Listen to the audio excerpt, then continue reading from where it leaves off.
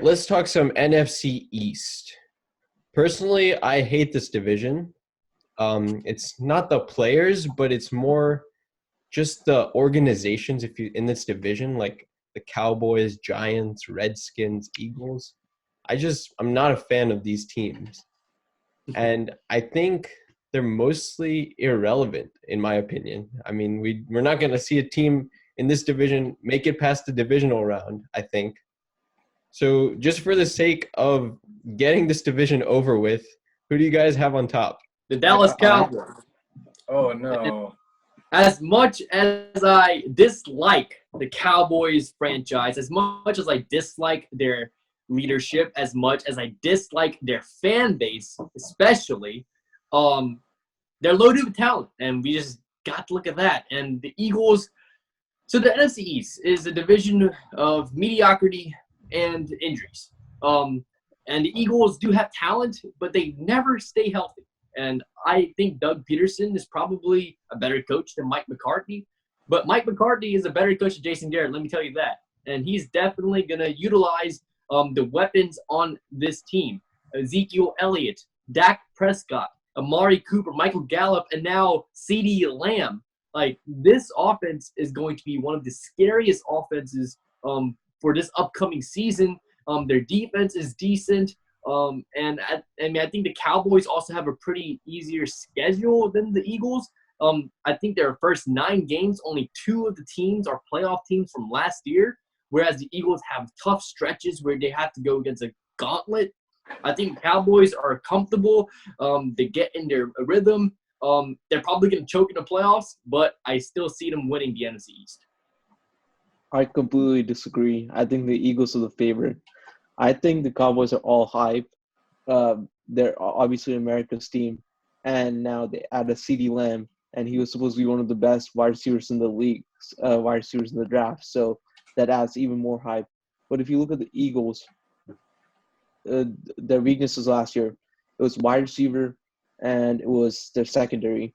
The wide receiver, I know that they didn't add Justin Jefferson, but they still added a good wide receiver, Jalen Reagor, and they added more wide receivers. And if you look at the secondary, they added one of the best cornerbacks in the league, which is Darius Slay. And the Cowboys, they have a new coach, so it might take Dak some time to adjust to the new system, especially since COVID-19, where you might not have as many team meetings as you usually would in other seasons. Let me tell you why you're wrong right now. First of all, I guess you have some credence in the argument that, yeah, they have a new coach and a new system to implement COVID-19, blah, blah. Well, Mike McCarthy is a seasoned coach. He has experience in veteran leadership, so that's definitely going to help. Whereas if a team has more of a new coach, more young coach, it might be different. And going back, you're basically saying that the Eagles are going to be better than Cowboys because they got some rookies from the draft? Who knows if Reagor's going to even work out? Darius Slay, can you even name the other 2 cornerbacks on the Eagles team? Like, who's going to let's say Slay shadows Amari Cooper. Who's going to cover Gallup? Who's going to cover CeeDee Lamb? And then their run defense against Ezekiel Elliott. The Cowboys still have a good offensive line, even with the retirement of some players. But again, at the end of the day, you're putting the Eagles up top because of some rookies who we haven't even seen play on the NFL field yet.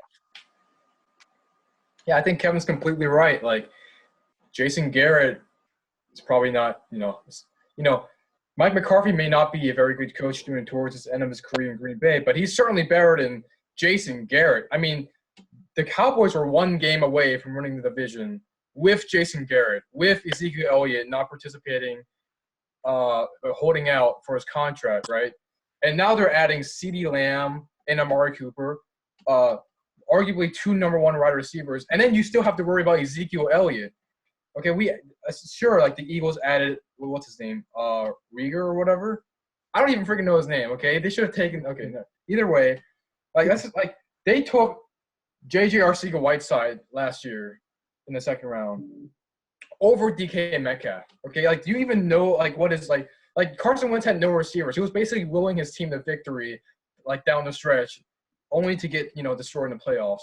Either way, the Eagles just don't have the talent. Like, sure, they have Darius Slay, but let's not forget they lost Malcolm Jenkins, like a leader, a veteran on the defense. Like, their secondary was like decimated last year by injury and just lack of coaching. And you're telling me that we're just adding Darius Slay is going to make all our problems better? Like, they have to worry about 2 number 1 wide receivers and Ezekiel Elliott and an improved, potentially, Danny Jones. Okay, Danny Dimes here, improved, and Dwayne Haskins. So I just don't understand why you would ever choose the Eagles over like a Cowboys. There's not enough depth. I'm telling you right now, Dwayne Haskins and Danny Jones take a step forward. Danny Jones learns to not fumble the ball. Saquon is back with a new offensive tackle. I'm going to go out on a limb here and say one of those 2 teams is going to win the division. I don't know about the Giants, just but for maybe the the sake of- Redskins. I don't think. I think the Redskins are still in rebuild. They're still 1 or 2 years away. But I mean, the Giants will definitely take a big step forward.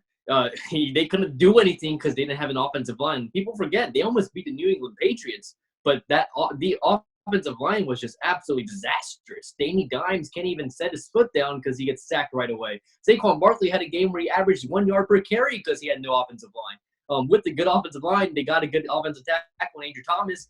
I definitely see the Giants taking a step forward, but still the Cowboys division to lose because they have much more talent, they have much more depth, and they have a veteran coach. I just see the Cowboys making the playoffs and choking. All right, we'll see. We'll see what Joe Judge and Ron Rivera can do, though. But yeah, for sure, I think Joe Judge brings in a different type of discipline, especially coming from the Patriots dynasty.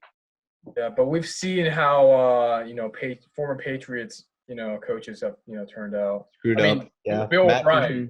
Look at Bill O'Brien. Bill O'Brien's a special person. All right, he's a special case. It's not just Bill O'Brien, it's also Matt Patricia. He's also been Josh really bad. McDaniels didn't have much success either. Yeah, just went back to New England and win more rings. Well, I mean, Brian Flores. I think Brian Flores will take a big step over the Dolphins, and he's a Patriots coach. So we'll see. Mm-hmm. Mike Vrabel. I mean, he wasn't a coach, but he was from a Patriots system. We'll see. Mm-hmm. We'll see.